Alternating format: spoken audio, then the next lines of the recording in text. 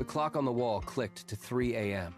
Leo sat motionless, the blue light of his monitor carving sharp, jagged lines across his workspace.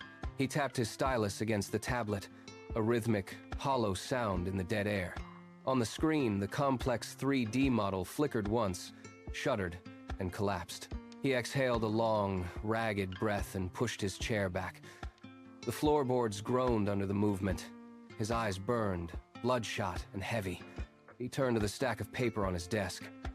Each rejection email sat there, a physical weight of failure. He picked up the top sheet, his fingers tracing the cold, printed ink of the phrase, "We regret to inform you." He crumpled the paper into a tight ball. He stood up, his legs stiff, and walked to the window. He pressed his forehead against the cold glass, seeking a chill to ground his racing pulse. His hands trembled at his sides, the skin tight over his knuckles. He turned back to the desk, grabbed the tablet, and forced his thumb to hit delete. The screen went black. He stared into the reflection of his own face, then reached out to start again from the first vertex. The next day, Leo walked into the studio. He held his portfolio like a shield. The lead designer sat behind a desk, flipped through the pages with rhythmic, dismissive clicks, and slid the folder back across the polished surface. "Not what we are looking for," the designer said, not looking up. Leo stood, his throat tight, and walked out. The city air outside was thick with rain. He found a bench, collapsed onto the wood, and buried his face in his hands. The water soaked through his skin, cold and relentless.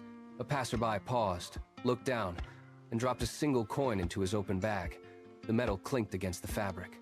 Leo stared at the coin. He picked it up. The metal was cold, biting into his palm as he gripped it until his knuckles turned white. He wiped the rain from his eyes, his breathing steadying. He stood up to leave. He turned his back on the studio and began to walk. The back corner of the public library became his entire world. Leo claimed a desk near the high, narrow windows, stacking heavy reference books on lighting, physics, and human anatomy until they formed a fortress. He arrived before the doors opened and stayed until the lights dimmed to a flicker every night. The outside world ceased to exist. He stopped tracking the days. When his phone vibrated in his bag, he pushed it deeper into the fabric, ignoring the calls until the battery died. He stopped eating regular meals, surviving on water and the occasional stale snack. His fingers moved across the keyboard with a rhythmic, mechanical precision. He mapped out complex light paths, adjusted bone structures on digital skeletons, and recalculated gravity variables for hours on end. The library staff stopped asking him to leave. They simply dimmed the lights around his station. He did not notice the change in temperature. He was carving a new reality out of code, one line at a time, oblivious to everything but the progress bar. The screen flashed red. Render failed. Again. Leo stared at the error log, his vision blurring. That was the 10th time the simulation had collapsed under its own weight. He slammed his fist against the desk, the sound echoing sharply in the empty library. The impact rattled his water bottle, but he did not wait for the vibration to stop. He reached for the power button, his finger hovering for a fraction of a second before he punched it to reboot. The system whirred to life. He dove back into the code, his eyes scanning the lines with frantic intensity. He deleted a corrupted node, relinked the light paths, and adjusted the physics parameters.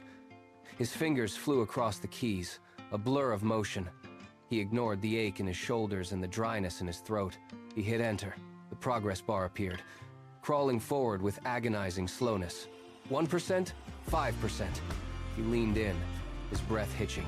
98, 99, 100%. The final render materialized, a masterpiece of light and motion. He exhaled, his hands finally falling still. Leo clicked the mouse, dragging the final file into the upload window. He hit send and watched the bar complete. He leaned back, the silence of the library now feeling heavy and strange. 2 days later, a sharp chime cut through the quiet of his room. He pulled the phone from his pocket.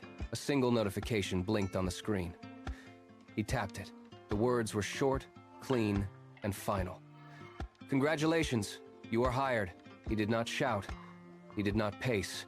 He simply closed the laptop, the screen going dark for the last time. He walked to the window and pressed his palms against the glass. Below, the city was waking up, lights flickering on in the streets and offices.